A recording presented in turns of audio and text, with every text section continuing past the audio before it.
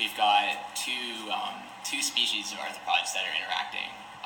We've got these Maculinea butterflies, and we've got these Myrmica ants, and they have this really cool interaction where the ants actually adopt the butterflies' larvae into their colony, and the larvae sort of integrate into the colony to take advantage of their food resources.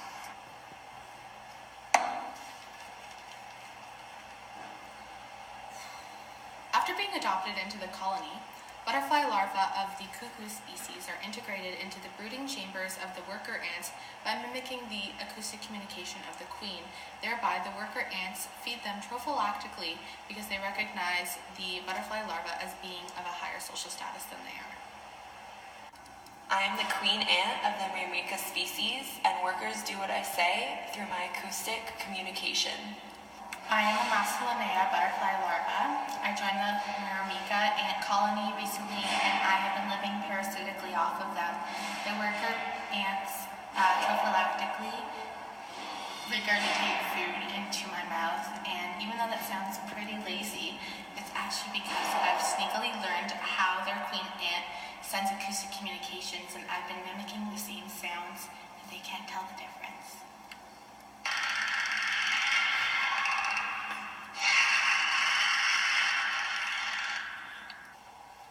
Why are we doing this research?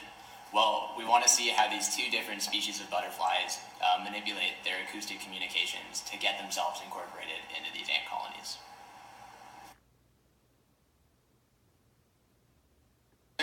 Worker ants and larval butterflies of both species were collected from the wild in northern Italy.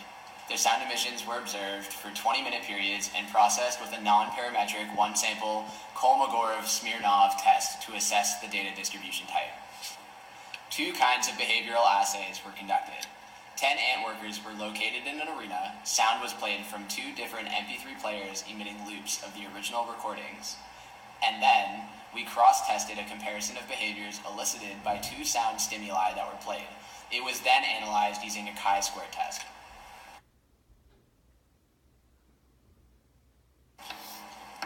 We found a difference in the acoustic communication of the butterfly larvae at different stages of integration. The ANOVA tests are coming back significant.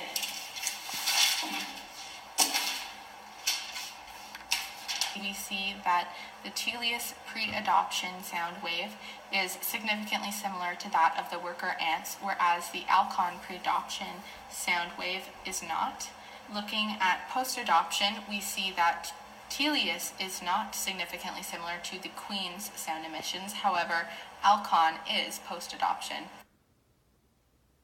Cuckoo feeders mimic the sounds of the queen and are therefore cast higher in the colony, whereas predator feeders do not mimic the sounds of the queen, and they hide as worker ants and steal their food. Due to the success of their acoustic mimicry, Maculinea alcon larvae become successfully integrated as if they were queens and take up residence within the brooding chambers of the colony.